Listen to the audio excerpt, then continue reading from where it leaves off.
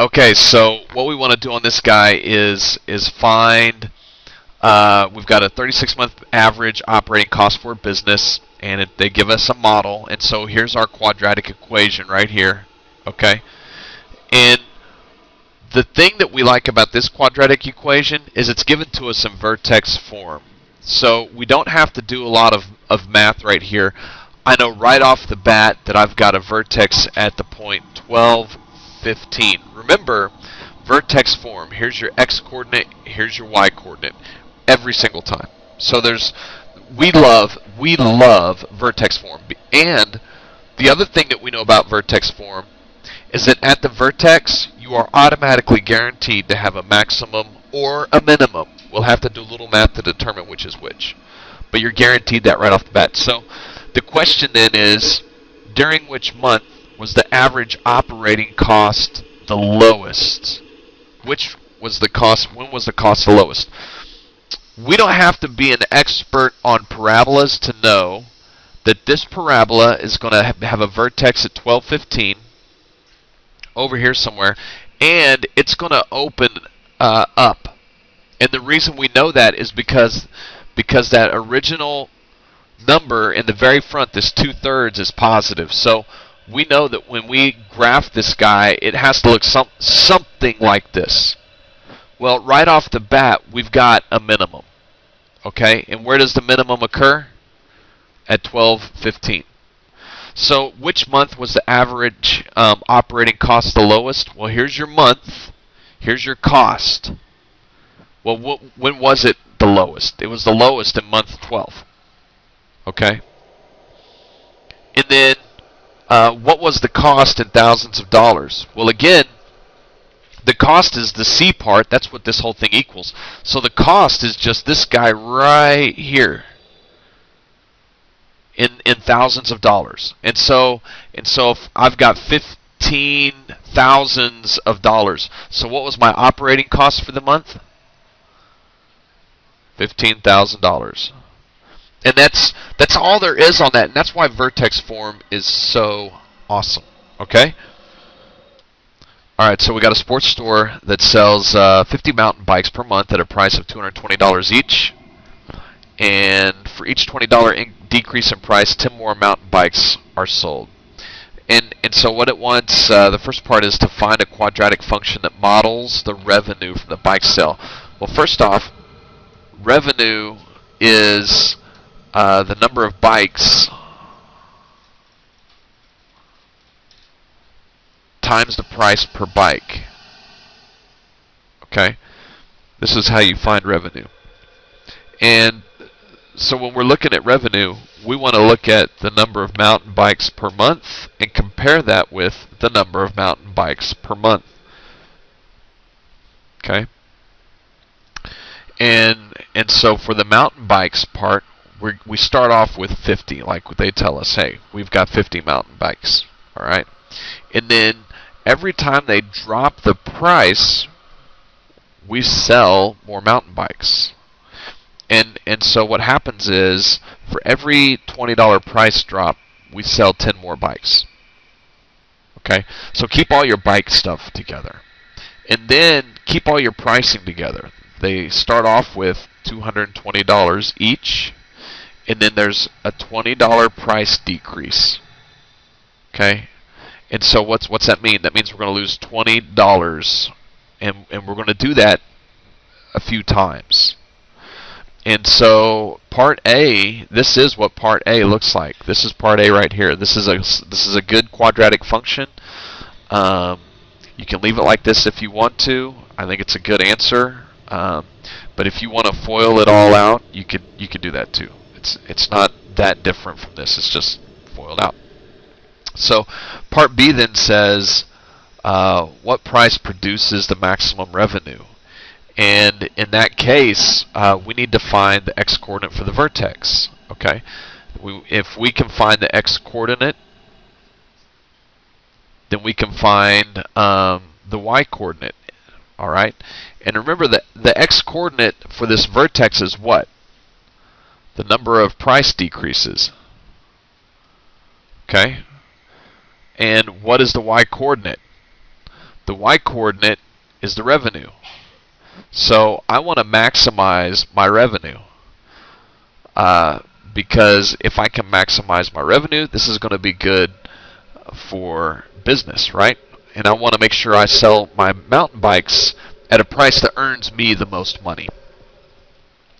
So there's some different ways to do this. One of the ways that you could do this is to go ahead and solve what you set up in part A. So remember, set this equal to 0, and what you're going to end up with is intercept form. This gives me the two x-intercepts for my graph.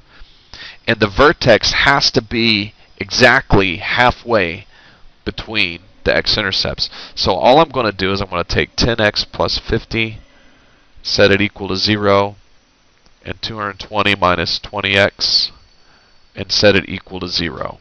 And these x values are the solutions for this equation, where they cross the x-axis if we were to look at a graph.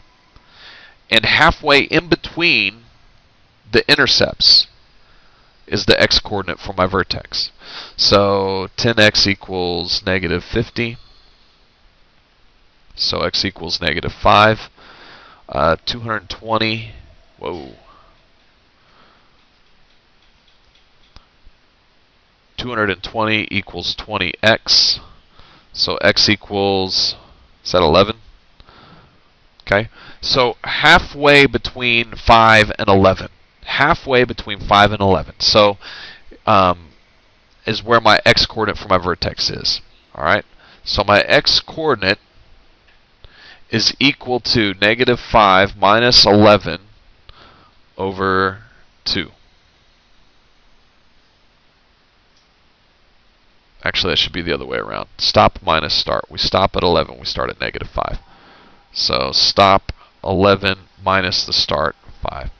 And this is going to give us what? 8? 16 over 2, which is 8. That's the x-coordinate for my vertex. Okay? That's the x-coordinate for my vertex. So how many price drops do I have to have? 8.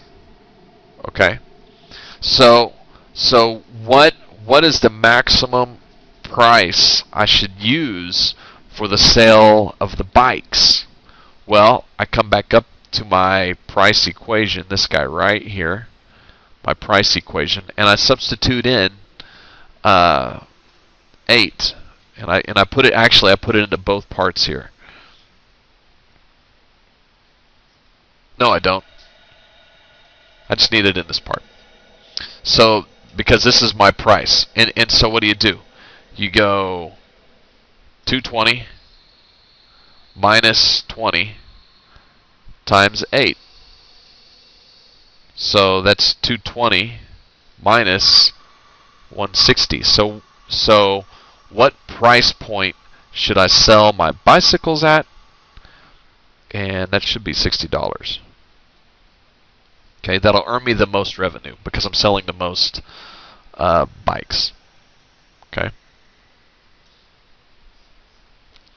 So once I get that done, the question then is, what's your maximum revenue for this whole guy? Well, remember, your revenue is the number of bikes you're selling times the price.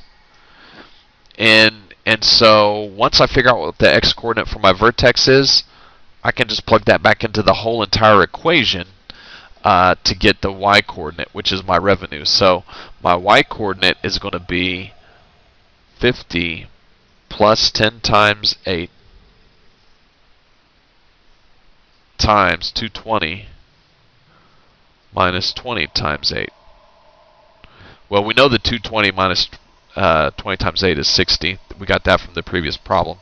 So now we just have to figure out 50 plus 80, which is 130 times 60. And whatever value this is will be our max value. So just punch that into your calculator, and it should be $7,800. And that's your max revenue for your number of bikes. So Hugh Betcha launched a model rocket with an initial speed of 88 feet per second. After how many seconds will the rocket be 40 feet high? The approximate height in feet is modeled by negative 16t squared plus vt, where t is time in motion and v is the initial upward velocity in feet per second. Well, the initial velocity is right here, is this guy. And so this guy is going to be v. So the problem we're working with is h of t equals negative 16t squared plus 88t. Okay? And this is your height. This side over here, this is your height for this problem is equal to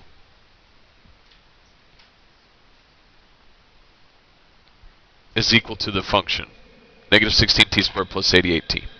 So the question is, when are we going to be 40 feet high?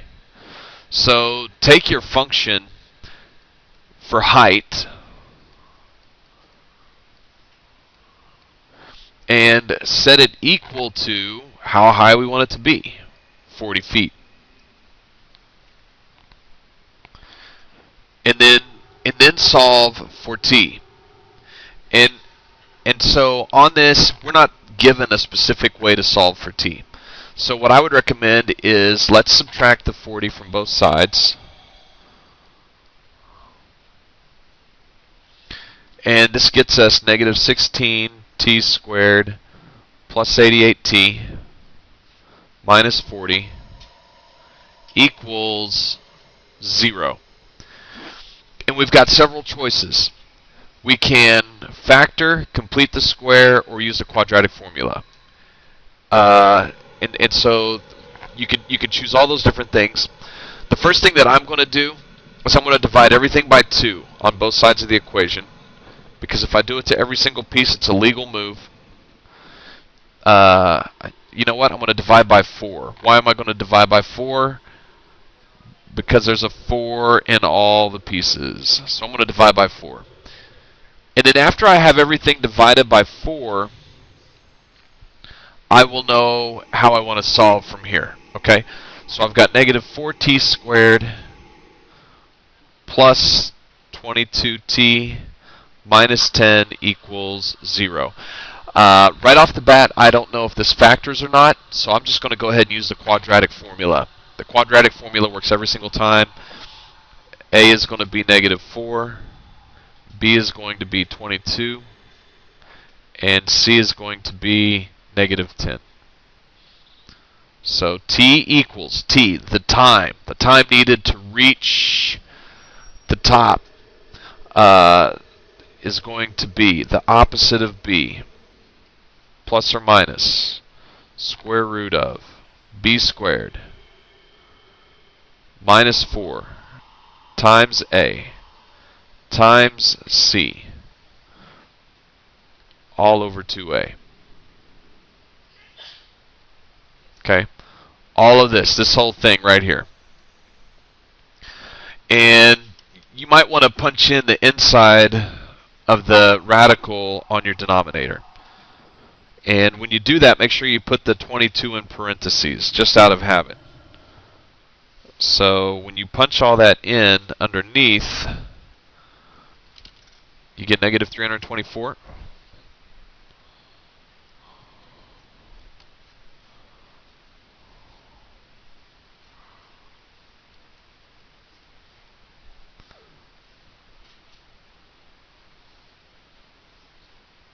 Over negative 8. And again, this is what t is equal to.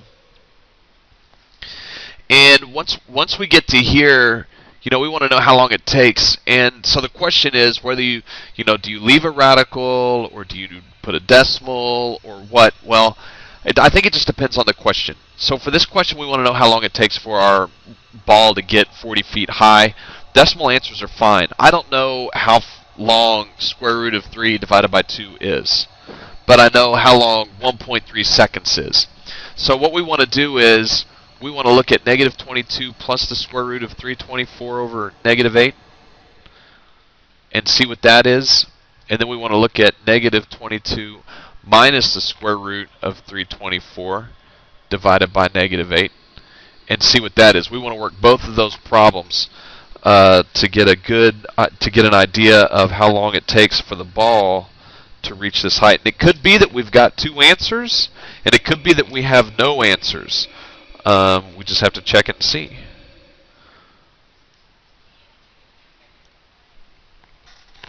So on the first guy, I've got half a second. So there's how long it takes for the ball to reach 40 feet. And then on the next guy,